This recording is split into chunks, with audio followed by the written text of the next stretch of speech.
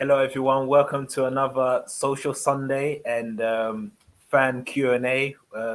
With us today, we've got former Leeds centre forward Tresor Kandol, someone that I know personally. Um, we previously had Loa on the show. He was the first sort of Congolese to come out of East London into the professional scene.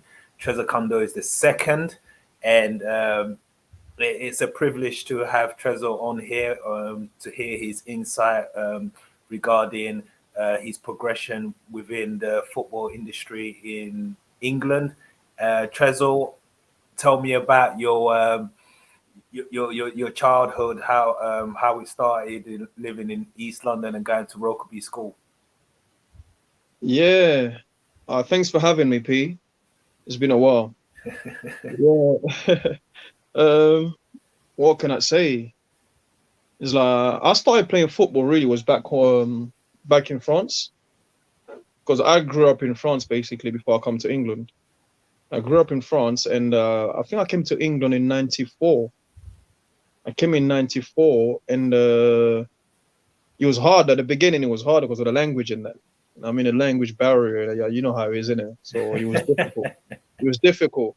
Yeah, then to football, it was just in school, just playing football. Obviously, I was playing football in France. I was playing basically in the same club as Lilium Thuram. Okay. Obviously, we was like the under nines, under eight, and stuff like that. But he was like just getting into the first team. It was in Fontainebleau. That's the area where I grew up. And he got moved from Fontainebleau to Monaco. He got moved from there, and he got scattered. And then that's the only person I can remember. Then I came to England, and England, as you know, back then it was just we got to the area, to the East London, straight to East London, and straight to Canning Town. You know how it is. Canning Town, CT all day. So How yeah, how how was that comparison to France? So obviously you've played in two countries at a young age. How was the both of them? no, back then you can't tell. You couldn't tell. You're just young. I think I was like nine something like that. I can't remember. I was like nine or eight. So I couldn't really remember the difference. There was not you ain't got time to be thinking about the difference. It was the only thing you think about. The first thing it was just the language, because you come into a country and you just can't speak to anyone. You're going to school. Remember the first day going to school, I was crying. I'm like, can you imagine the whole day in a classroom and you didn't hear one word, and you hear people talking and laughing, the teacher talking, and don't can't understand a word. That's what it was at the beginning. The beginning was nothing to do with football really. It was just even then when he was in France, he was just you're a kid. He just get to the club, a local club, just playing around, messing around. It's just he wasn't really thinking about being a footballer. You know, them ones there, he was just playing around and messing around. Coming to England, you can't. That's not a difference I'll make. My difference was nothing to do with it. It was just more about the language. And going back to your first question, it was when I came to England. He was just playing around in an area, just messing around, just playing with friends. And in school, that's when people started to realize who I was really was in school. Obviously, in the area, I remember we had obviously we all grew up with Fabrice, Wilson, or Patrick, the whole family kind of thing. Yeah. Yeah, so I had Lual, Abdul, all of us growing up, and then you yourself. Do you know what I thought? Yeah, in particular, Yeah, back in those sort of days, growing up, I think you was about 4 years older than me, right? You was about 4 years older than me, I don't know how old you are, to be fair, P. Are and you I think saying you when I are was four. You're a year older than thinking, Patrick, so you're about four. I'm a year older than Patrick? Yeah, yeah, Yeah, so yeah, you're 4 years older than me, yeah. and when I used to watch your year group play, it was so competitive. Are you talking Literally, about in an area, or as a whole, that year group, because I think that year group was it Defoe? Defoe, Yeah, Defoe, Jermaine Leon Pennant, Knight, Leon Knight? Leon Knight. People Yeah, forget that about Leon Knight. This that guy, year. I'll get to the point here about this guy. What this guy? I'll get to the point. Leon Knight back then, we had Joe Cole. Yeah, We had the guy that just left Manu as a manager just now, Michael Carrick. Michael Carrick. Yeah, We had. boy, we had Alexander. He was playing for West Ham. This time he was more of a West Ham player. The West Ham players, because the academy was very strong. Very strong. Yeah, yeah. I Very know. I strong. used to go And I watch remember Jermaine Defoe, he got moved to West Ham, but he came from Charlton. Charlton. Yeah. I think he got moved for like $1 million, and this boy was like 15. Yeah. Yeah. So How, that generation, it was really about football. We had we had so many. Oh mate, but that generation, we had a lot of bowlers from East London, and it was difficult to break through. But still, at the time, I wasn't thinking about being a bowler. I weren't. I wasn't really. I was just playing football. I didn't know how to get there. I think the fact that I didn't know how am I gonna become a footballer, I didn't know how it worked to become a footballer. So I was like, yeah, obviously, if it happens, it happens. But if it really doesn't happen, I don't really mind. You know what I'm saying? I wasn't really fussy about football like that. So we was playing around in the area, and then I was playing in school. Then in school, people started to realize who I was. Your name started moving around because of the football. Because obviously, I'm coming from France, I can't speak the language, but people knew who I was because everyone was talking about you back because your football was talking at your place. I'm saying, we'll get to the games. I started playing for school, and straight away, obviously, your talent just pops. You can't hide that. Your talent just pops. And I remember in my school, my people was like, I had Tokes Oladipo. He works for Sky Sports right now. oh, really? And Tokes, he was really like, that's the people that really pushed me, that helped me a lot when I first came to school. And we are Alton Farewell. He went to play for Tottenham. So he was in our age group now. He was the first man that got scouted to a professional club. As we was at school, he went to Tottenham, and he was the same year as Ledley King, all the mans there. And they had this sick youth team that's all from East London, I'm saying. So East London, it was popping. And then how did I get to football? I was playing for Ripaway, actually. Then I don't know how I got to Ripaway. I really don't remember how I got to Ripaway. I think someone took me there. I really can't remember who took me to Ripaway. That's a Sunday team. I don't know if you remember Ripaway. No, I don't remember it. It was like a Sunday team. It was down Beckton. We used to play at matches down near Beckton Park, down Beckton side. So near Asda in Beckton. So we used to, there was a park around there. So we used to play all our games around the Sunday games around there. And I was a midfielder. I've always been a midfielder. I've never been a striker. I was always like a midfielder. Yeah, so I was like tall and lanky, long legs. So people used to call me Vieira back then. People used to call me Vieira back then because I was just tall, lanky, and just playing in midfield. And that's where I first started playing football like every week and week out in a club in England.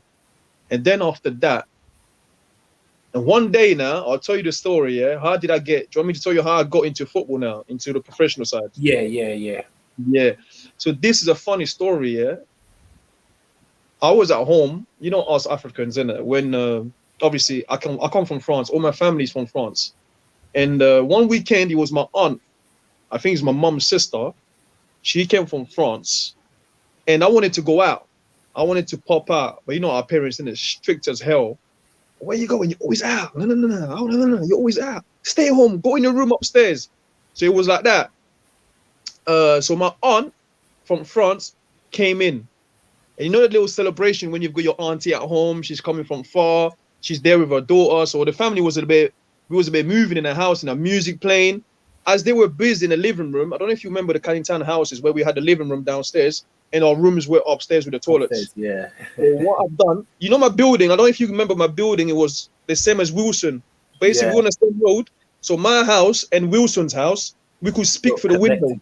Yeah, we could speak through the windows. Like, so Wilson now, I don't know how he told me about, I don't know, back then, I don't think we had phones. We were too young to have mobile phones, even though back then there were no mobile phones.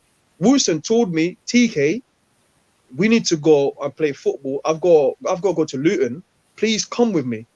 And I was like, Luton? And this time we're like 15. We're just about to leave school. We're like 15. I'm like, Luton? Where is even Luton? Where is that? He was like, it's out there, but Tres, I need you to come with me. Please just take me. Just come with me. At the same time, I see Loire coming to my window. Loire, this is Loire. And I come to my window, goes, yeah. I'm going as well. I'm going with Wilson. We're going to the trial. So if you want to come, just come with us. I'm like, I can't go out. I'm not allowed out because I'm stuck in a room. You know what I'm saying? I can't go out. So you know what I've done? Guess what I've done? What's that? I just put my tracksuit on. I went to my room and I just jumped out the window. Oh, And this serious? time, yeah. So this time, my parents are downstairs in the living room partying, having a little celebration with my auntie. Yeah, the aunt is here. So I've locked my door. What I've done, I've just pushed my door and I pretend like I was sleeping. So I actually jumped out the window from the back, Yeah. going Wilson and Loire. So this was like in the afternoon. I think my aunt came quite early. So I think the trial was like maybe in the afternoon. So we left quite on time. Jumped on the train, bumping the train as usual. Didn't pay for no ticket. Hey, not many people know about them days, you know. Boy, back then, come on, 15, just not. I had this way. That's the only way we had to do it. Even buses, we had to bump the buses. This is It was hard times. It was hard times. this is being realistic. That every man will relate to this from East London. So bumping a train all the way to Luton now, bumping. I don't know if you've got a bus somewhere to the pitch. And this time, I'm not on trial. It was their man's trial. I just went there just to support my guys. As I went there, we had a little match. I think it was like there was a few Luton boys from the under 15s and the under 16s mixed, and a few trialists. So I was the only guy that was sitting on the side. As the game started, it was 11 against 11. First, they walked out to warm up, and me, I'm just sitting there. No kit, just my tracksuit. I'm sitting in the park. I'm sitting there right on the floor in the grass. And you have the game started 11 against 11. So this time now, Loire and Wilson on the pitch playing on trial. And me sitting there. And then after, I think it was like 10 minutes, one of the boys got injured. That's the story. Someone got injured in the game. And they had no subs. There was no subs. And I was the only one that was sitting as a youngster. I was sitting there that looked kind of right around that age group. So the manager just came to me. He goes to me, "Can you play football?" Boy, guy, I'm like shaking. I'm like, he said, "Can you play football?" I was like, I can try. And he went, "Oh, just don't worry, just come. What position do you play?" I was like, he goes, "Don't worry, just play anyway." So they gave me the guy that was injured. They gave me his kit, his boots, his full kit that he was wearing. Yeah. That's what happened, really. I just went on, and that was the story. And when I went on, just do what you got to do, innit? I was not, but once I get on a pitch, I'm not phased though. That's the only thing about me. I could be phased before the games and stuff like that. I could be looking around thinking, "Oh, I'm nervous." But once I got on a pitch, playing around with the people that was there, that was my time. I think it was just meant to be, innit? I scored like 2 goals in like the next 20 minutes straight away. Oh, And I was serious? when I was playing in midfield. Yeah, and they stopped the game. And I think it was Paul Lowe. I remember it was Paul Lowe that was the manager of the under 16s of Luton. Paul Lowe. Yeah, he just came to me. He goes, "Well, what's your number? Have you got a house number? Have you got a number?"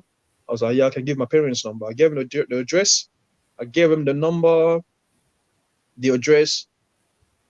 I gave my dad's number or something, my house number. I think it was the house number back then. It was more of a house number. And yeah.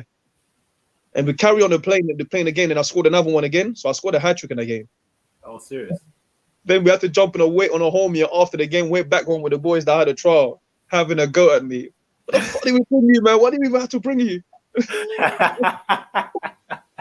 Knowing Wilson, he was probably going at it as well, you know. You remember Wilson back then, how Wilson was? Angry. Oh, you're screwing up. But I think they was happy, though. He was happy. It was a good time. It was them times we were young as well, where we're not thinking like that, really. That goes to show that with football is like you can be so talented, but if no one can see it, you're not gonna get anywhere. So it's all about the right time, the right time, the opportunity. The opportunity has to be. Yeah, and you've got to be there, and you've got to be willing to take that opportunity as well, sort of a thing. You know? Yeah. So, what happened when you got home? What was the situation when you got home and when you went to Luton next? I'll tell you what, I got home, it must have been around 8.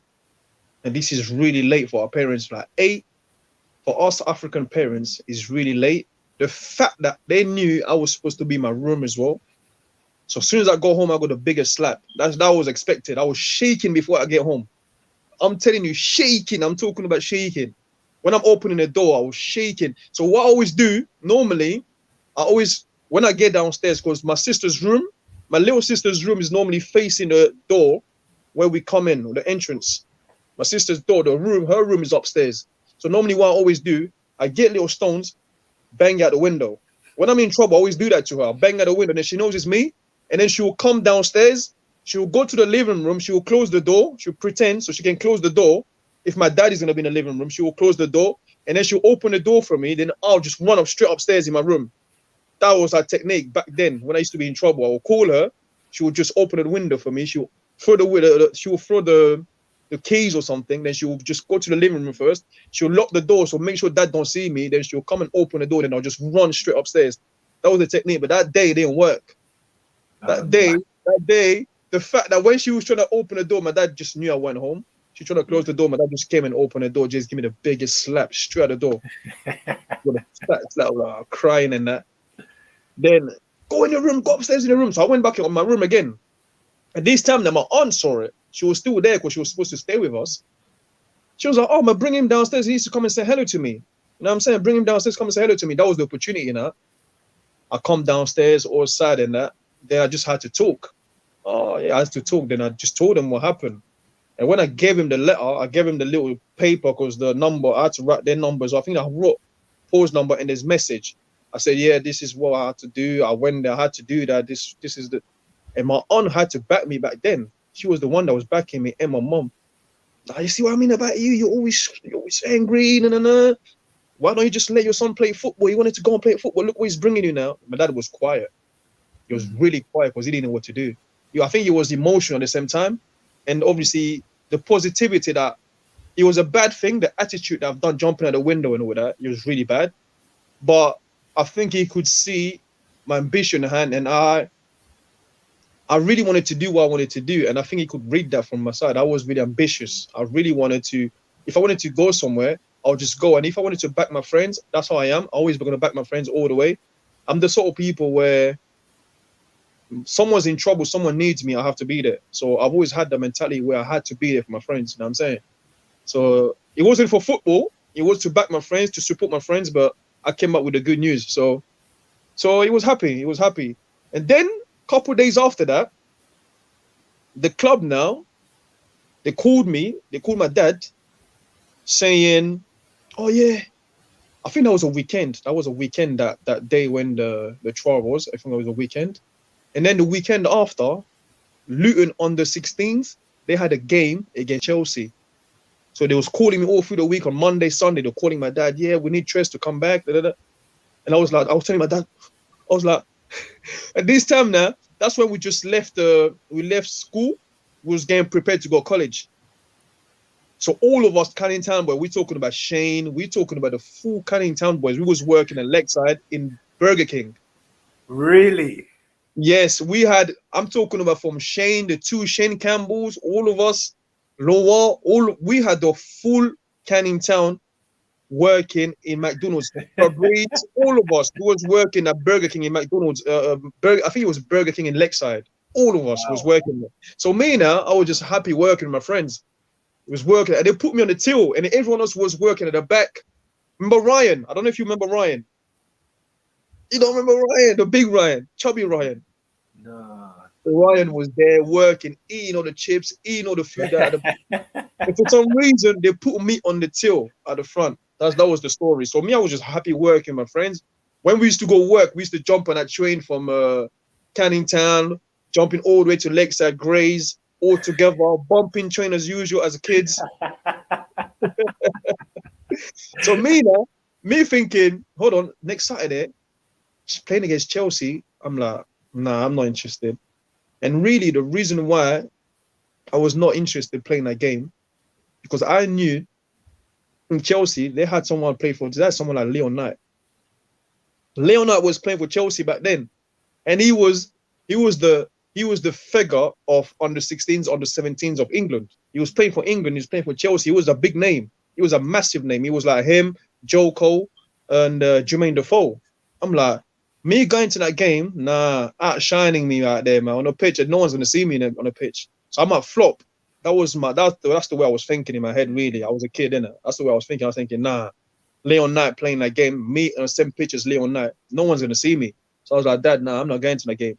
So what they've done, they kept on calling Monday, Tuesday, Wednesday, Thursday, Friday. Polo's calling. And my young man kept on doing what he done. He came to pick me up. But this time now, the Saturday game against Chelsea, the week after that, he came to the house to pick me up. He actually came, we came all the way to my house in Canning Town and came and picked me up, took me to Luton. You know what? Pack your bags, we're gone. So that's it. That's what happened. So I went, that's how I got to Luton. I went to Luton. They put me on digs as a youth team player, just signed as a youth team player, innit? And that was it. But at that period, because I know I was a bit young, but at that period when they put you in digs, I kept hearing that you kept coming back to London. You know what? Because Luton is not really far from London. And I still miss my friends. See, me, I'm too much. I think that's probably another issue I've had in my career. I'm too close to the people that I grew up with. I'm a family person. I'm too close to family, friends, and stuff like that. So I miss people quick. You know what I'm saying? That's how I am. So yes, I had to stay in digs through the week. But then, even back then, I think I wasn't the only one that kept on coming back. Because every time we play a game on Saturday morning, you know how it is, isn't it? We play games on Saturday morning. Saturday morning was like around 11. Kickoff was around 11. And by the time it was like 2 o'clock in the afternoon, we was free from Saturday and Sunday off. So after the game, I was always coming back. That's true. At the beginning, from the youth days, I was always coming back. But when I come back to London, though, it was party time, innit? Get back to my naughtiness, meet my friends. What we got to do, innit? It was back then. Back then, that's what it was. I was thinking about friends. I wasn't. If I would say I was 100% serious, then I'd be lying to myself. I was just, okay, I'm playing football. Okay, yeah, but when I come back to my ends, it was just about me and my friends, innit? It was like that, really. Back then, yeah. Do you reckon the factor of that was you didn't really have like do you know like certain people when they're going through the football journey at a young age, they normally have someone who knows the industry and can really push you and keep you straight up. Do you reckon that was the issue? That was a big issue. I'm not gonna lie to you. That's having a mentor, innit? That's basically what you're trying to tell me. Having a mentor, back then we never had that. Especially people in our community where we grew up, there weren't really no one we knew. Like I'm telling you, for me to get to football at the beginning, I told you, I didn't know how to get there. If someone asked me, do you want to be a footballer? Yes, I want to be a footballer. But by my head, I'm thinking, how the hell am I going to get there? That's what I said earlier. So we had no one in that surrounding atmosphere that knew I had to take you somewhere. I never knew anyone. You know what I'm saying? I never knew anyone. And in my community, back then, to get into a youth team, to get into the professional club, I was the first one, actually. I was the first one to get into the professional club. I was the first one to get into Luton. I think to get to in the professional club, I think I was the first one, and then Lamana came after. The question was about a mentor. I never had a mentor. Yeah, that was very difficult because you need someone to talk to you through it. Someone that's had the experience about something, and to know what to do and to tell you what to do, to advise you. Sometimes I never had that. So people that advise you is probably someone that's never done it, and someone that will talk to you. The only thing you will say to you, what can you say to you? Oh, just be serious, concentrate on your work. That's about it, really. But you never really. But then you look at the person, you're thinking this guy is not even in our world. He doesn't know anything. So sometimes I believe kids pay more attention to someone that's been and done it. If you're coming, for example, you can be I don't know, I don't know what kind of a job it depends who you are. We seem to look at the person, and when the person's been there and he's done something, and you've seen what he's done, anything he says to you, you seem to believe it. You seem to actually you want to prove him wrong, and you want to do it because you're thinking, oh, he's been there, so he knows what he's talking about. So we never had that. And I was the first in the community to get into a professional club. Not pro, not to play for the first team, I'm not saying that. I'm talking about to get into a professional club. Because Luton was a professional club. And then I think the second person, don't forget Pierre Bolangi. Yeah. People forget about Pierre. People don't talk about Pierre. Pierre was there. I think Pierre was, Child. if not, yeah, he was a Charlton. I don't know if he was a year younger than me or if he was the same year. But I think he maybe was a year younger. I think Pierre was. Actually, I went to we celebrate his funeral every now and then, and I went to the last one, and I see all the Charlton players. It was great. I see his ex-manager. I see I see Fortunes. I see so many players that came and paid tribute. It was great. So I can't forget Pierre. You know, I mean, Pierre was one of us. Pierre Bolangi, he was one of us, and we can't talk about these kind of things without forgetting Pierre. Pierre was there. Pierre would have been maybe what Lamana done, or Lamana done. Pierre maybe would have been there as well if he was still there with us. Obviously, unfortunately, you know, so rest in peace. Yeah.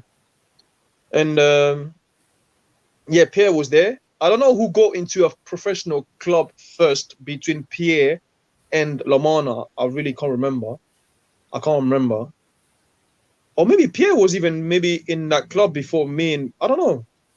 I don't know, but to start getting there, I think it was between me and Pierre, maybe. People forget Pierre, obviously, because it's gone. So people don't talk about Pierre. They talk about me because I'm still here. But I think Pierre was first one of all of us. I think so, if I'm right. And then we never, but by that time, we never had no one. Back then, we never had no one. We never had anyone to mentor, anyone to talk to you, to advise you about anything. Nobody apart from your parents, your uncle that will meet you, that will talk to you. You know what? Just be serious. Just be serious. But you never had a mentor, really. It was very difficult. Yeah, But nowadays, I people think look at, for oh, sorry, I think for like for back then, because everything was new, football, it wasn't that dream wasn't really a reality for yeah, especially people for our nation sort of thing, and especially in East London, the way East London was back in those days. I'll tell you what, back then, yeah, don't forget where our background, we're from Africa. People, not many people will understand the way our parents they see football and the way European people they see football. Our parents don't see football like that. People around us back then, I'm talking about back then, people never used to see football like that. Now people see all this money, people see all these lifestyles, people see all this what the all these sites are doing for about football. People talking about football everywhere. Well, the way people see football today is not what how people used to see football back then.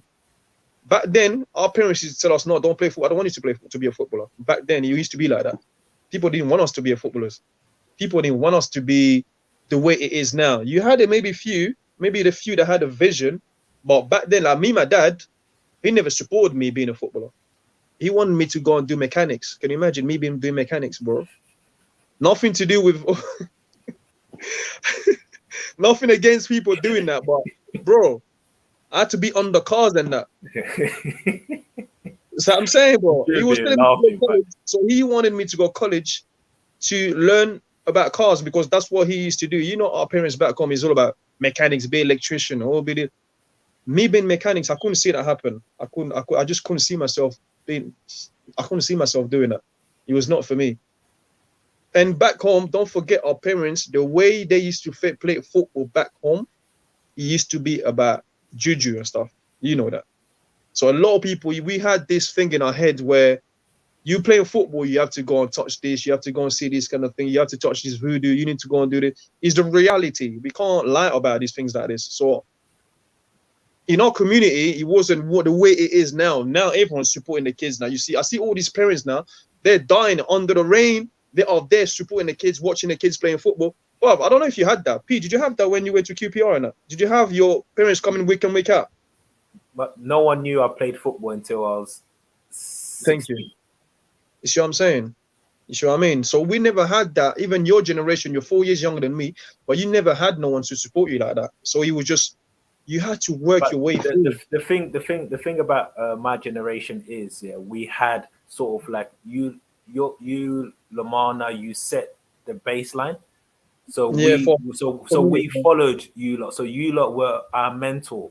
So what you lot did, what you lot achieved, and stuff like that. So when you lot were making mistakes, we were You learning from can your mistakes. relate for me. Yeah, yeah, yeah. You're copying Do you from see? me. Do Yeah, you you see work. where I'm getting from? Yeah, That's why our generation were lucky at the time. It's like I used to look up to Lamana because he was sort of still around, sort of like the area. You was always out there. You like TK. I might see you one day, then I might not see you the next day. You was yeah, like here and there, sort of thing. So that's why I didn't really know much, sort of a thing. But you lot were the sort of like the yeah, benchmark. yeah, yeah. So we had no one in front of us to follow. Like you just said, like the mistakes I'll be making, you can see from it. Even Mehdi, there's many times where even his dad spoke to me. He's going to go and speak to Mehdi because obviously what I've done, the mistakes I've made, I had no one in front of me to copy. I had no one in front of me to copy. I had no one to copy. So I was making the mistakes and learning from it myself. But you guys, obviously, it was still early for you guys. You only had maybe two people to look up to, even though we weren't really that good as example. But at least you had someone to look up to, like someone to see. And obviously, me and you we grew up in the same ends. We grew up in the same area, so you could still see. You still had your eye on me somewhere. So yeah, it was a bit. It was difficult for our time. Our time was difficult, and that's why me personally, I'm talking about me. I made a lot of mistakes, mate. I made so many mistakes. I made so many mistakes that have changed me today. It's changed so much about the person who I am today. I'm completely a different person. People that knew me back then, they'll speak to me today. They'll see completely a different person because I've learned so much. I'm talking about from the field, professionally, from friends. From friends, I've learned so much. It's crazy, like, and I made a lot of mistakes, man. Going into the football, even when I was in the youth team, I don't know how I got pro. Sometimes I don't know how I got. If it wasn't for my football, my feet off the field, I don't know how I got pro. But But the thing is, on that note, let's go deep into sort of like Luton. yeah, You made your debut. You made 21 appearances and scored 3 goals. You won Young Player of the Year 2 years in a row, yeah, and you broke the youngest player to play for Luton. yeah. That is mad for someone who didn't really know football that much. That's mad. Like I'm telling you, like you see, it's mad. It's funny how you told me that. I completely forgotten about all these things. But like I'm saying to you, if it wasn't for my football, I don't think could have the much trouble I made, bro. I'm not gonna lie. I'm not the sort of person that'll come onto the TV and pretend like I was an angel. Oh, I was this. I was no, no, no. I'm not like that. Because obviously, these youngsters they're watching us now. I want them to know. I want them to see the mistakes I've made, the things I've done, and it's only because I was working hard when it came on. When I came to work hard on my football, I was there. But once I left the pitch, when I was out there, it was just me out there. My crazy head, it was just out there somewhere. And that's maybe because I never had a mentor. I was still coming back, see my friends, do things with my friends, bringing trouble to the club. I did that with Luton. I brought so much. I brought trouble to the club. I didn't know what it was to be a professional. I didn't know what it meant at the time. I didn't know what it meant. Everything happened so quick for me. Like I started playing for the reserves and I was banging goals for the reserves. I was like 15. As soon as I came, that same year when I came on trial, the same year I go to the youth team. I go to the youth team. I was a regular in the youth team in my team. I was a first year YT. The same year I was playing for the reserves already. I was like 15. I just turned 16. I was already playing for the reserves. The reserves was you playing against people that are already 30. So it wasn't like today you got the under 23s. Remember, now I see it. Yeah, I think it's like the under 23s. yeah, Back then I was playing against Ginola. yeah, yeah. You're playing against Tottenham and you see Ginola yo, bro. I'm thinking, what? You're looking at the team sheet here and you see Ginola is there. You see all this Armstrong. Remember Armstrong that was playing for the Yeah. first team for Tottenham. I'm seeing people like that. I'm like, bro, a couple months ago, I was working at Burger King. I was ready to go to college and maybe do mechanics. You know what I'm saying? So everything just happened so quick for me. and I was always a top scorer in a youth team in the league. I was a top scorer for the 2 years I've done in a youth team. I was a top scorer, and yeah, so things were just happening. Then I was from a midfielder. When I got there, I was still a midfielder. When I was playing for Luton, my first year YT, the whole first year YT, I was a midfielder. I was an attacking midfielder basically. So I don't know how I was just getting into the box and just scoring goals. I don't know. I can't remember how things just happened to you. You just do what you got to do. And then they thought, nah, this guy, we need to push him up there. And then I became a striker in the second year. My second year YT, that's when they put me as a number 9. And I was playing on the number 9 and number 10 sometimes. But they pushed me up there. They just wanted me to stay up there because I just had this ability of scoring goals somehow. I just had that ability. So when things happened, it was really quick. I was actually supposed to play for the first team before my 17th birthday. So I signed my pro contract a year after. I was supposed to sign my pro contract a year after I came to Luton. So I was like 16. I was supposed to sign my year contract, but we was not allowed back then to get a contract early. So you had to wait for my birthday. You have to wait until you turn 17, then you're allowed to be a professional. So they just had to make me wait, and then sign me the deal as a professional player. On my birthday, that's when, because they couldn't wait because there were so many clubs watching me. I had West Ham, because I remember we played against West Ham, smashed up West. I'm talking about this team. The full West Ham was playing for England.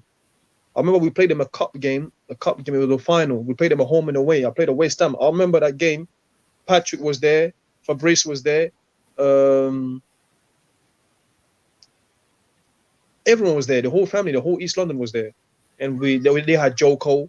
I remember before the game now, yeah? See when we warming up. As we warming up, I was watching Joe Cole. I'm warming up, but my eyes was always on Joe Cole. No lie. So I see this guy now. He had his boots on. He had his Adidas boots. And he had the laces open, left them open as he was warming up. This guy just doing. He wasn't even really warming up. He was just doing skills on that. Yeah. So I'm watching him thinking, okay, so I'm gonna play against this guy now. This is the time where the whole England is talking about the future this, the future that. Yeah. He's the only guy in England that plays not as an English player. He plays with skills, because in England, he was about get the ball, just bomb it forward, attack it, get the midfielder to bomb forward. He was just like that. Head the ball, don't bring it down and play on the side. Just when you get the ball, just bomb it forward. He was the guy that had the ability to play like a Spanish player. At a young age, he just had to bring it down, twisting a few mans, do a few things before. He just wanted to do a few things and stand out. So he always do that. Played against them. They had a top team. I remember they had Adam Newton on right back. This guy was speedy. This guy was fast. So we beat him. I think we beat them 4-2 or something. Home and away, both legs I scored 2. So I was mad at match both home and away game. So I had a lot of clubs watching me. This time I had a lot of clubs. I had like a lot of clubs watching me, especially I had like Charlton. Remember I had West Ham, and the manager told me after the game, came back to Luton the week after. The manager called me. This is the first team manager now. I was like, I'm a youth team player, but this is the first team manager told me, you know what? We need to sign you quick. We need to sign you quick because there's a lot of eyes on you. We know there's a lot of eyes on you, so you need to sign quick. Hurry up and turn 17. You're still too young. So yeah, so that's what it was. Then I started playing for the first team actually when I was 17. Yeah. How was that? How was that feeling? Obviously, for young kids now, that's a very difficult transition from youth football into first team. A lot of people struggle with that and they can't do that. Yeah. How was that for you? Like the emotion and the how physical the game was and everything. I'll tell you what. Back then, for me, I'm talking about back then. I was happy, but it was just another day for me. It was just another day for me. Really, it became normal. Like I'll sit down sometimes off the field and I'll be wondering, oh, okay, I'm really here now. I'm doing this. Oh, we're playing against these games. I'm just scoring all against these teams. But it was just everything was happening so quick, week in, week out.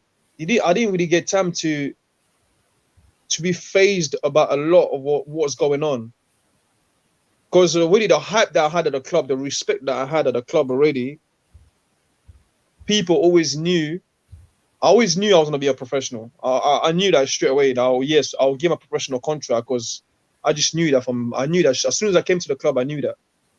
And playing for the first team, some of the first team players, I was already playing with them in the reserves. And I was always scoring goals for the reserves at really young age. And like I told you, like we're playing against people that are 30. You're like 15, 16. I was at 16, I think back then. I was playing for the first team, for the reserves. And back then in the reserves, you had people that were like 29, 25, big men that played for the first team everywhere. So I was kind of used to be around first team players a lot. And they moved me because we used to be in a youth team changing room. And then you have to be in the first team changing room. You have to be staying with the first team changing room. And I moved to the first team changing room as well. So I was always surrounded with the first team players. So I wasn't really, I was happy to be there, but I wasn't really phased that much. You know what I'm saying? And my dream was always to stay there and go as far as possible with Luton back then. But that didn't last long, fam. That didn't last long because, like I said to you, me realize I was a professional. I didn't have that. Me to realize I was a professional, I swear to you, yeah, I realized that it was really late. When I realized, you know what, to be a professional, there's a certain ways you have to behave on the field and off the field. And that's the reason why you need a mentor to be there. And that's the reason I do what I do today. Because I don't want the kids today to go through what I went through. I know there's a lot of kids today, 15, 14, even 17, they're going through what I've been through. Mm. I know that. I know that for a fact. There's a lot of kids out there, especially from our ends, they're going through what I've been through. They don't understand what it is to be a professional. I didn't have that. And no one told me what it was to be a professional. I thought playing football was just you play football and you get paid. I didn't know people watching you, people want to be like you, you're a role model at a young age, people watching you. I didn't know that. So I was just playing on the field. I'll do what I gotta do. Once I'm out there, I'm just a normal guy where I'll just be causing trouble. I don't care. Anyone talks to me, I'll just fight. So it was like that, and all the trouble was coming back to the club. And I never used to understand why people go to the club. Why are they bringing it back to the club? So all these things, I didn't get it. I got that really late, to be fair. I didn't understand that. So I was bringing a lot of trouble to the club. I didn't respect the club. I didn't respect the club. So I respected the club on the pitch. I respect the club, but once I was off the field, I didn't respect the club. So all this trouble I was bringing the trouble back to the club. Everything that was happening to me off the field was coming back to the club, and me always arguing, why are they bringing it to the club? I've got to deal with this myself. But that was not the case, because obviously I was the face of Luton, innit? So you newspapers every day, every week. You was in newspapers because you was the youngest one popping up out there for the past 2 years, so everyone knew who you were. You get to the town centre, everyone knew who you were. So every time you're making a little trouble, everything was coming back to the club. I didn't know that. I didn't get to understand that back then. So you get to a point. Yeah. Sorry. You going through Luton, you're going through a patchy sort of spell. Talk me through that sort of move to Bournemouth. To Bournemouth. Yeah. Yeah, the patchy was because I got too much trouble in it, so the club had to release me. They didn't release me because of football. They released me because too much trouble. Yeah, but you went from Luton, that's out there. Bournemouth, that's even further out there. I didn't go. I went to Bournemouth. I think because we used to play against these teams, and they just knew who I was. They knew who I was. I used to play against these teams. I played against them in the reserves and stuff. Eddie Howe was the player, he was the captain there. He was the captain of Bournemouth back then. So yeah, but I think all these teams they knew who I were. So I don't think I had an agent that was there. He just called him. He said, you know what, Tresor Kandol is free. Oh yeah, get him here. It was just as easy as that. Straight.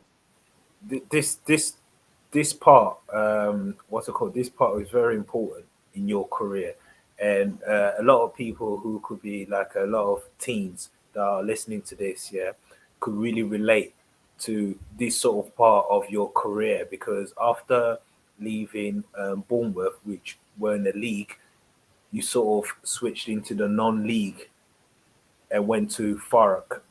why did you decide to go to Farak, and what happened in that sort of time? I'll tell you what. You see what? You know when I'm talking about Leeds. You know when Luton. Can you imagine the club? They wrote to me. Actually, my contract was up. My deal was up at Luton. Me now, I don't know. I don't know what used to be. What's wrong with me is like I just never believed it. Oh, you know when you just get used to the place so much. I feel like this was my house. You know, sometimes where you're at home and you feel like I can make troubles, but I can always come back to my mom's house. No matter what I do, I've got my room there. I can just pop in and sleep. So for me, my head, it got like that. So I was thinking, no matter what I do, Luton will never leave me. They need me. It was like, I think in my head, I was like that. I was a kid. I was really like a kid. So my contract was up and I was still waiting for them to renew my contract. And I couldn't just not see Luton telling me to go because I knew what I was doing on the pitch. But obviously, it was nothing to do with the pitch. It was what I was doing off the field. But back then, I didn't understand that. So when they released me, I still turned up. Can you believe that?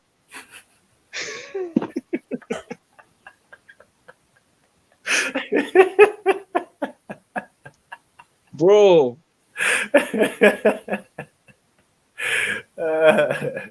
I'm like, what do you mean? This is my house. Are you telling me I can't come no more? It was like that for me. That's how it was for me. For me, that's how it was. So they released me. They didn't give me a new contract. And next morning, I'm just turning up. I come training. I'm turning up at the club, no contract. You're not supposed to be there. I turn up, and the chairman is like looking at me, and the manager's looking at me like, Tres, we've brought to you. You've been, you're on a contract here. We're done. And I'm like, what do you mean? What do you mean I can't come? And I'm arguing. So that's how it was. And then I got to understand I'm really not wanted here. I left. Called my agent. Obviously, my agent knew already I was released, but he was thinking, what the fuck did you go and do there? Sorry for my language. Yeah. He was like, what are you going there for? You've been released. We're trying to sort you out with a new club. But even when he was trying to find me a club, I was not keen on that. In my head, it was just Luton. And then it was what it was, innit? So I had to deal with it. And then, then the call came where, do you want to go Bournemouth? I was like, okay, where is that? Oh, it's down south. And then I thought, okay, well, I checked a little bit and I thought, yeah, Jermaine Defoe went there. When I see that Jermaine Defoe played there last season, or 2 years before that, I think, Jermaine was on loan there and he smashed it. That was the reason why I went there. So I thought, oh yeah, Jermaine was there. He smashed. So if Jermaine was there, he smashed it. Okay, cool. That means that place is decent. So I went there myself. But I was still under the shock, the fact that I left Luton. I'm not going to lie to you. As I went there, I was so used to, like I'm telling you, Luton was like my house. I felt like I can just come in, do what I've got to do. I always felt wanted. So for me, it was my house. For me going to a new club, I didn't adapt to it. I did not adapt to it. And I was so far away from London, but it's not even about that, but it's just the fact that it was a different club. And it didn't sink into me to be in a different club. So I just felt like I was away from my house. So I didn't really settle. I was just like, I didn't want to be there, basically. To tell you the truth, I didn't want to be there. I felt like I'm not in my house. This is not my place. So I was there for a year, but that whole year I was just not, my head went right. It wasn't right. That's when I realized I really left Luton. So my head wasn't in place. So I done like a 1 year, and because of that, I even left football. The reason why I went to Farrock is because I retired. I stopped playing football back then. I stopped after Bournemouth. I thought, you know what, football is just long. This is not for me. Like, this is just, let me just go back to my roads, innit? Let me just go back and meet my friends again, do what we got to do. It was like that, really. Yeah, it was like that. And that's when my friend, I've got my mate called Clifford Akarang. He used to be in a youth team. Cliff. He used to be my youth team. He used to be my youth team partner as a striker.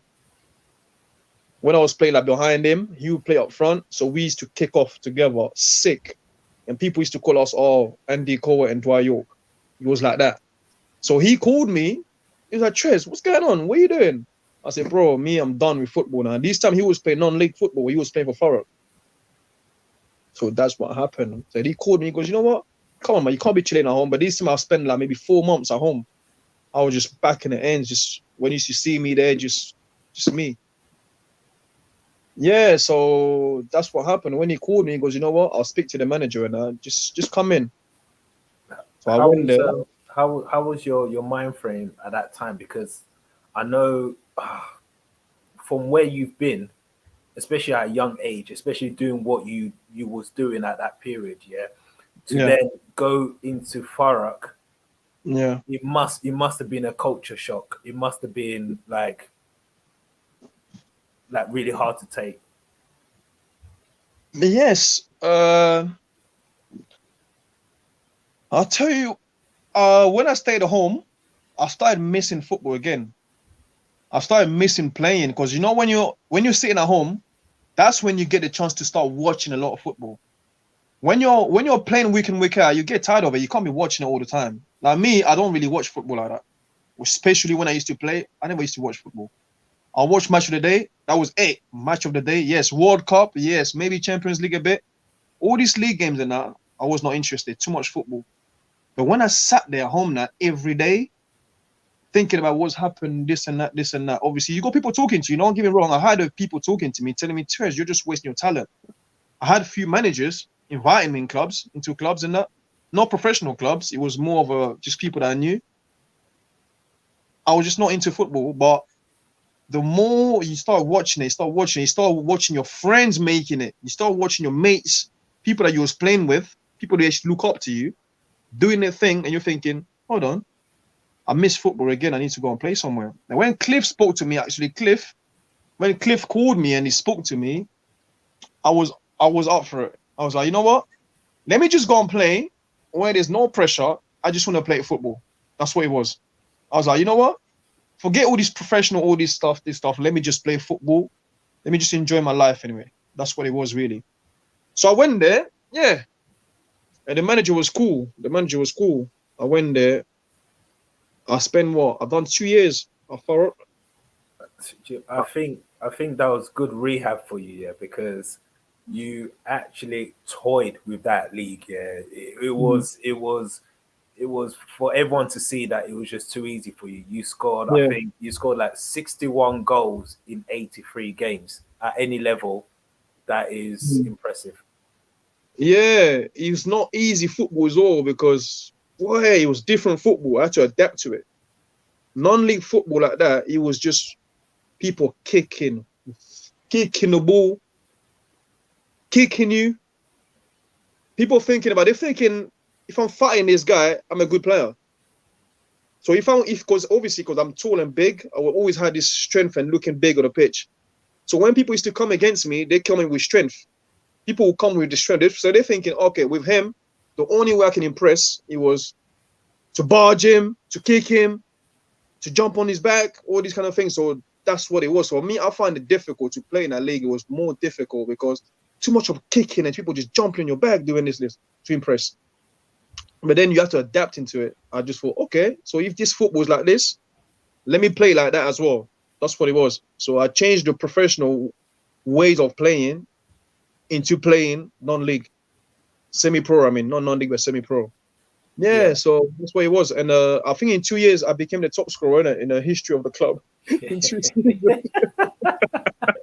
That's what I said. Yeah, you took the mick in that league. You literally, it was a joke. It was literally a Yeah, joke.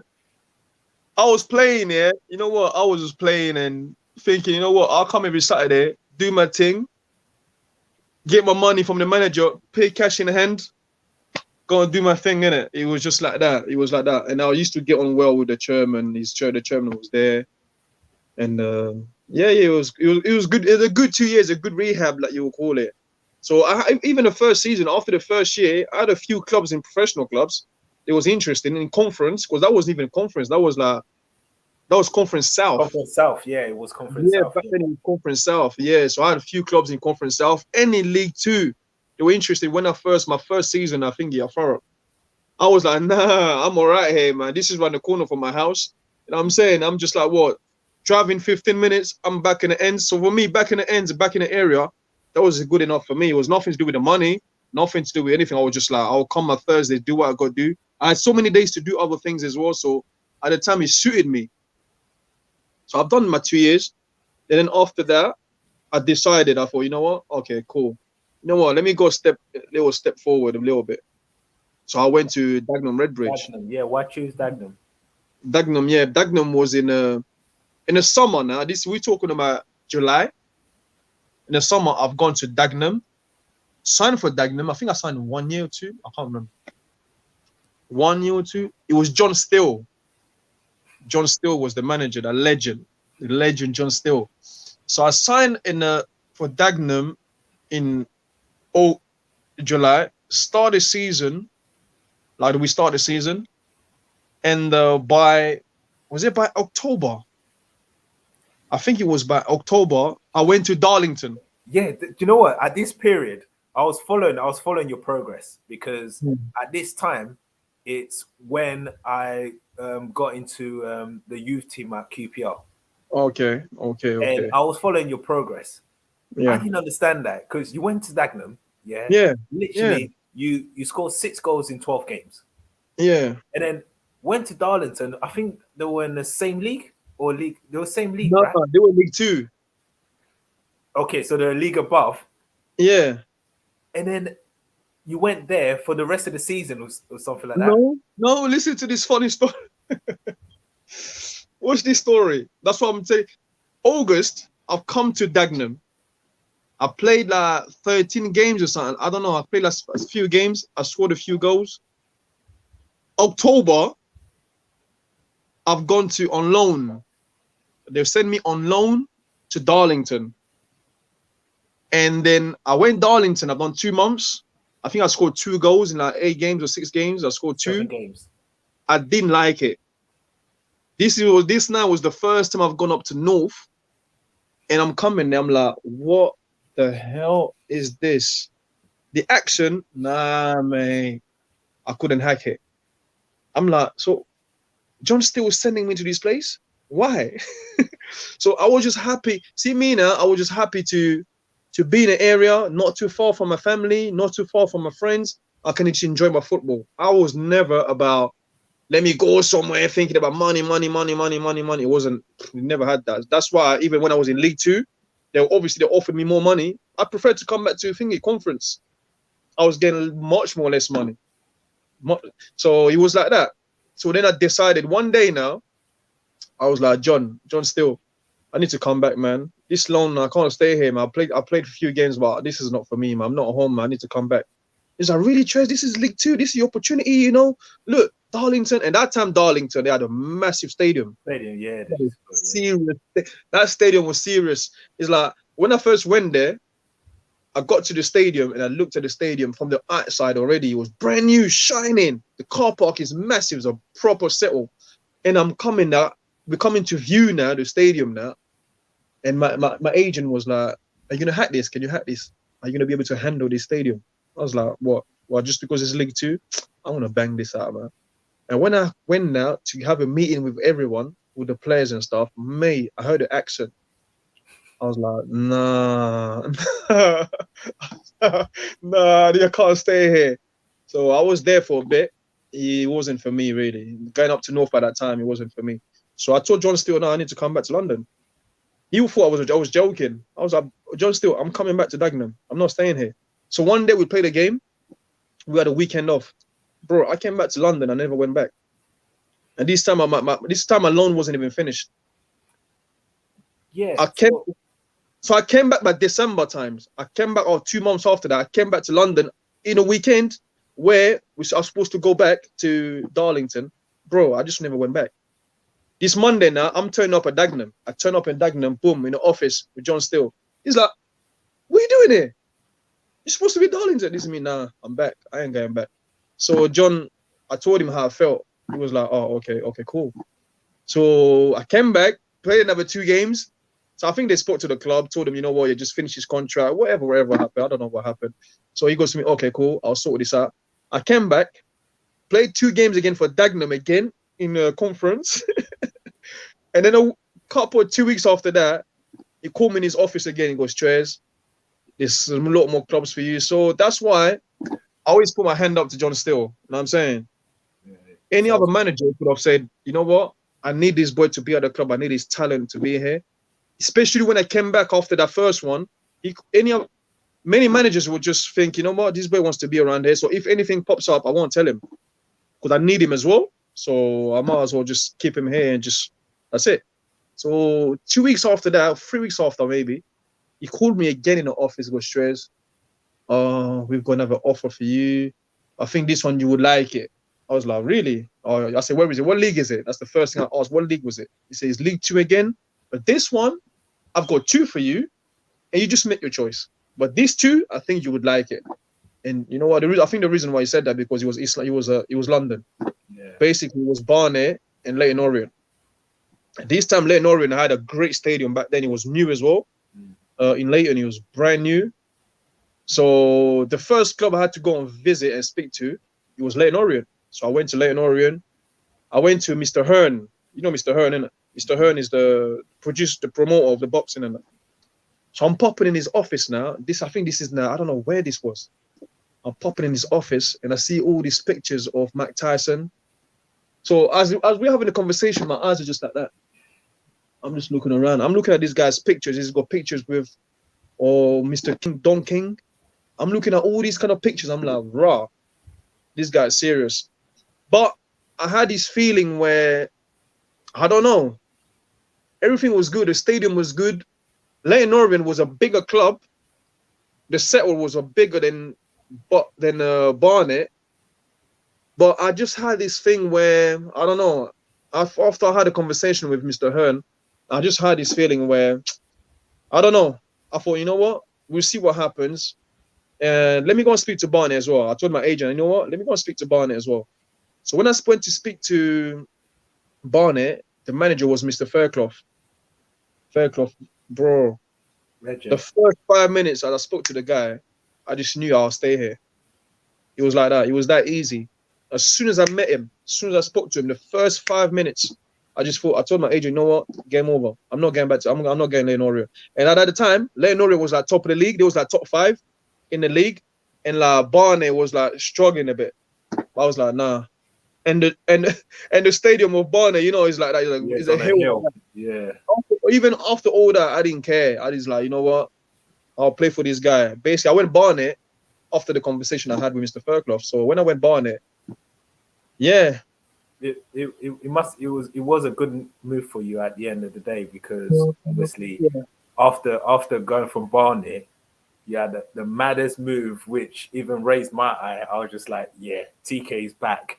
Because you've had an up and down career, then this is when I thought, you know what? I remember I was telling someone back in the area, I was just like, TK is back with this move when you went to Leeds. Because I remember we played Leeds Swindon, and then I saw you on there, and I was just like, bro, you're lucky. This is a good club, man. Because talk me through that Leeds move, man, that atmosphere and stuff like that. Yeah. You know about the trouble that I had when I was in Barnet as well? No. Really? No, what happened? That's when I went inside. Oh, you went jail? Yeah. Yeah, talk me through that. I thought you wanted to jump that, but I thought, no, it's important for me to say that. If the kids are going to be watching us, that's the reason why I always want to say that. I don't like to jump my interviews without saying that bit. Because that bit could have been my darkest side of my career.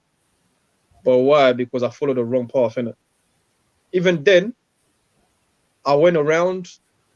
I was 23 already back then. At the time, I was like 23 when I went to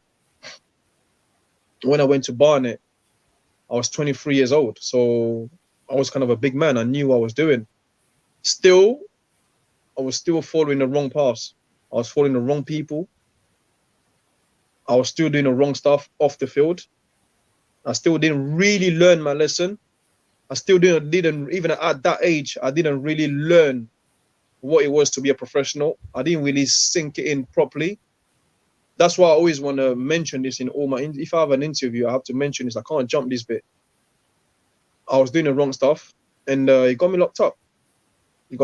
And I always put my hand up in it for what I've done. It wasn't like, obviously, when I say that, people might think, oh, what do you do? What do you do? Guys, don't worry. It was nothing to do with, it was just driving offenses. That's what it was. It was not, oh, I had some kind of I've done something madness to someone. No, no, no. It was just a driving offenses, but still, I was doing things where I knew what I was doing. So at the time, it was not right. It was not right. As a professional footballer, you need to know what to do on the field and off the field. And that's why today I talk to a lot of kids. That's why I work with a lot of kids. That's why I'm a mentor to a lot of kids. And that's why a lot of kids, especially I choose kids that relate to me. They know where I come from. And a lot of kids, they want to hear from me. They want to sit down and listen to what I say because I always say the truth. And I always want the best of the kids out there doing it or in whatever they want to do in the future, that to put a mind into it. And your surrounding is very important. Your surrounding, you need to know who's around you. You need to know who's around you, who's going to support you, and who's going to be there. You need to focus in your job, focus on what you do. If you want to do it, if you want to follow the wrong path like I did, obviously on the pitch, when I was working, I was decent. I was not the best, but I was decent. People recognized me as always like he was good enough. I could have been good, even better, if I did concentrate, if I did focus a lot on my football instead of mixing football and the outside lifestyle. You know what I'm saying? So yeah, so that's what happened. And I got locked up. I scored on my debut banger against Joe Hart. Joe Hart was in goal for Shrewsbury. There was a long goal kick from the keeper, long one. I chested it from long one. I chested it from nearly just past halfway. It was like a 30-yarder. I just banged it, bottom corner. Joe Hart was in goal. That was my debut for Barnet. And I knew this was a time. It was a time for me to come back hard. And then, yeah, so the madness happened and I got locked up. When I got locked up, it was the end of the season. Because I came by, I think it was December or January after I left Arlington. So I went there. I came back to Dagenham. Then I went to Barnet. I came by January or something like that to the end of the season. But by that little period of time, when I was getting into trouble, I knew already I was gonna go in. I knew I was gonna go down. I knew it, and my agent knew it. And it got to the point where at the end, I was so stupid that some of the fans, some of the police that were stopping me, they knew who I was. They knew my car. They knew because I was always driving the same. Like you're getting trained in the same road every morning. You're getting trained in the same road, so people actually knew who you were. You get through the same police station that you go past. They actually knew who I were. They knew. They see me in the newspapers every week scoring goals. They knew who you are. They knew who you play for. They are your supporters. They even come to the stadiums. So I go to the point where even the policeman will stop me and tell me, you know what, Tres, why are you doing this? You need to stop. Why are you doing this? You've been banned from driving for 6 months. Why don't you just wait and wait? I was just thinking, nah, this policeman, he's a supporter, innit? This policeman, what is he going to do to me, innit? He's not going to do nothing to me. What can he do to me? I was like that. I had this mentality like that. And then boom, when I went to court, they locked me off. They locked me for, I got done for 8 months. So I've done 4 months. The 4 months I've done, it was basically, they had to wait. To be fair, the way they worked it out, it was perfect for me, where they waited to the end of the season. The last game of the season, when they knew the season was over, they sent me to court after the game. And then they sent me to jail. I knew I was getting jail. So I'm coming there with my suitcase. I'm coming there ready. I was like that. Yeah, I was ready. Yeah, so what happened? Yeah, when I went in, so I went in for 4 months. I missed my holiday, summer holiday. Then I missed the preseason. And then I missed a few games at the beginning of the season. That was 4 months. That's the way they worked it out. So when I came out, that's when I realized who I was. That's when I realized what it was to be a professional footballer. It was me when I came out of jail. Know what I'm saying? It was that time. That's when I thought, you know what? It's either I carry on like this, and I might not get an opportunity like this again. And Mr. Fairclough did look after me, saw well the club, Barnet, my hands up to Barnet. Because to do that, to keep my contract, after all that trouble that I caused to the club, all this newspapers, Barnet footballer, this and that, they still kept me and my contract was still up. So my hands up to Barnet, big up to Barnet, man, for what they've done for me, man. Thanks a lot. And then boom, came out that season. I was at the beginning of that next season after that, I thought, you know what, this is the time, innit? I just worked my socks off and I just banged it out. I didn't give no time to any team, any defender. I banged it out, and that's when the season starts. By the time we got to November, that's when the move to Leeds came. But it wasn't just Leeds. I had Crystal Palace, I had Wolves, I had the full championship, and I don't know Premiership, but full championship clubs, full. And Why obviously, Leeds? Leeds just came down from Champions League football 2 years before that. Simple as that. That's the reason why. It was the biggest club that was there, the biggest name, the biggest stage in Championship of all the clubs that was there. So I thought, you know what? Forget who's going to offer me what, because obviously there's some other clubs that offered me more money, but I just wanted to go to the biggest place. I just wanted the biggest name. Do you know That's why I what? went. At that time when you was at Leeds, um, I looked at your team because we played against you when at Swindon. Swindon, yeah. After the game, I came to your house. Yeah. I looked at your team and I just thought you lot had a good chemistry, man. Yeah, Good yeah, combination of players. You're yeah, all yeah, friends. You yeah, know we're yeah, all friends at that time. That Leeds yeah, team that I saw. That's yeah, why yeah. you lot did so well regarding your Proper, promotion and stuff. proper, yeah. Did that settle you? Easily, easily, man. That was the chemistry I had in that team. Is like that's another team where I felt home. Of all the teams I've been at, apart from Luton times, when I felt this is my house, the second team after that, it was Leeds. I felt this is my house. I used to come there thinking this is my yard.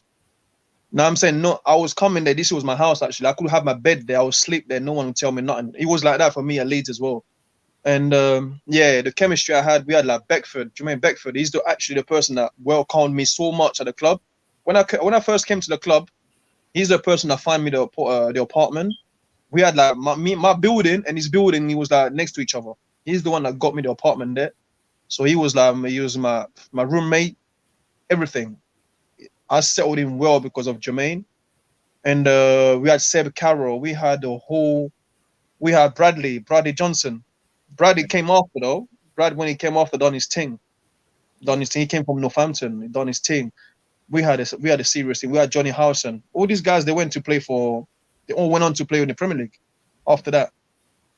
And then we had Max Grado that came after. He came after though. After we played Jula, Max Grado, he went on to play for Ivory Coast.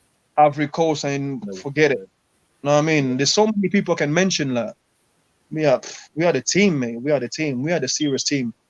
But you know, And like from your good performances for Leeds, it opened up a door for you internationally. Internationally, yeah, sorry. yeah. You went to Democratic Republic of Congo. Um, how did that come up? How did that come to be a situation where you sort of chose Republic of Congo, then France, then England, and how did you get on? Sorry, I have to mention Seb Carroll, Sorry. I could not go past Leeds without mentioning Seb Carroll. Seb Carroll was a legend. I mean, this guy was a mad, bro, Mr. Assist. Mr. Assist. Yeah. So that move came. I think people used to talk to me. People used to talk to me a lot. Lamana used to talk to me. He used to tell me, Tres, you need to come Congo, man. You need to come Congo. It was them ones about coming to Congo, but not to play football. It was just to visit the country. He always used to talk to me about, you know what, Tres, hey, come Congo, come and see the country. But me, that was not really a thing for me to come back. I don't know. I don't know what it was. And then how did that come?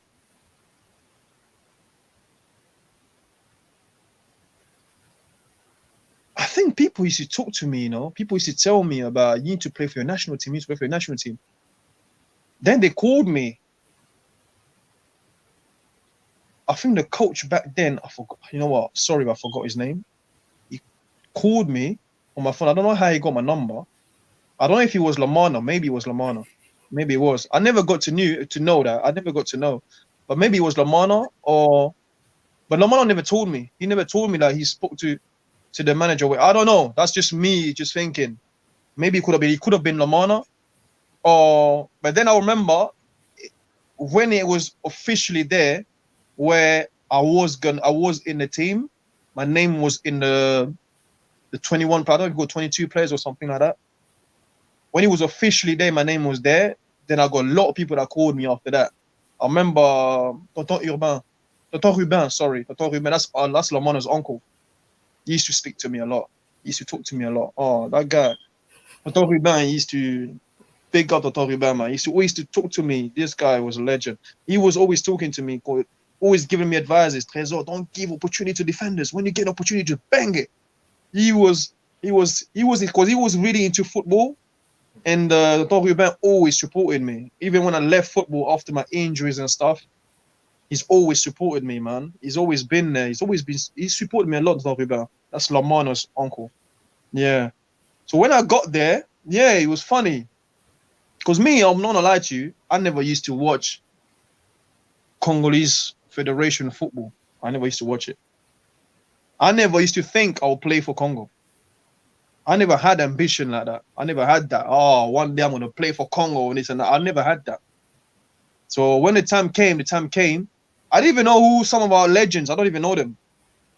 You know what I'm saying? If you're gonna tell me to mention some of our legends, like where back in it 30 years, 50 years ago, names, and I don't know many names apart from the ones that my dad, people that everyone knows, maybe Kabongo, Mutubile, all these kind of names. But if you talk to me, if you have to tell you 10 names, I wouldn't know. I wasn't really following our federation like that. But I knew a few players that was playing in my era. That's the difference. I knew a few. Because you know us Congolese people, once you start playing football, people you know your name, they start singing your name, they start singing you in songs as well, you know, all these kind of things, they start singing your name in songs. So we get to know a few people from songs and stuff. And you know, oh yeah, he plays football, oh yeah, he plays that because of the songs and that. So when I got there, that's when I see all these faces. But the people that I knew before I got there, I knew they was there. You had Shabani Nonda, this guy. Well, what more can you say, man? What more can you say about Shabani Nonda? This guy has played Champions League football. This guy was a top scorer for France, I think 3 years in a row. He was playing for Monaco. So this guy, he's actually one guy that I had my eye on, watching the way he plays, watching the way he was doing, because I used to watch him already before. This is way before. I always used to watch him because I used to watch French football, obviously, because I support PSG. So I used to watch him all the time when he was playing for Monaco and that. I knew Lamana because Lamana, that's a cousin, you know, that's a family. Lamana, Lualua. So yeah, that's a family. So obviously that was just normal. And then I knew, I didn't know many people in the team, but I settled in well. Because when I got there, funny enough, people kind of knew who I was. Like I said to you, people in our community, when people know you, all these musicians, they start singing your name. You get to know them, you know, they start singing your name in songs. So some people, they knew my name, but they never met me before. But they knew who I was because of the songs. When they say my name in song, they knew my name, but they never knew who I was. So when they see you, straight away you feel related to the person because you feel like you know the person because you already know his name anyway. So when they see me, it was all right.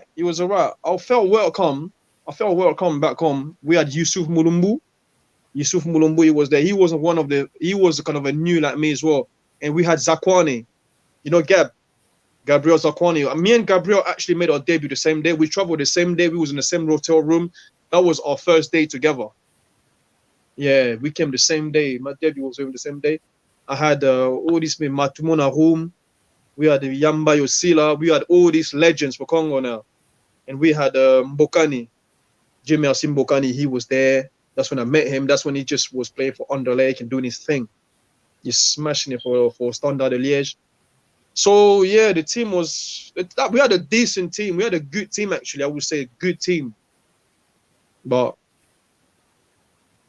nothing much was happening back then, man. It was funny, man. It was different to the European football. I was so used to this, our football, English football.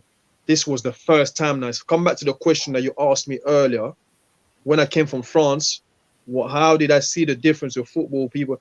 I didn't see it back then because I was not about football when I was young.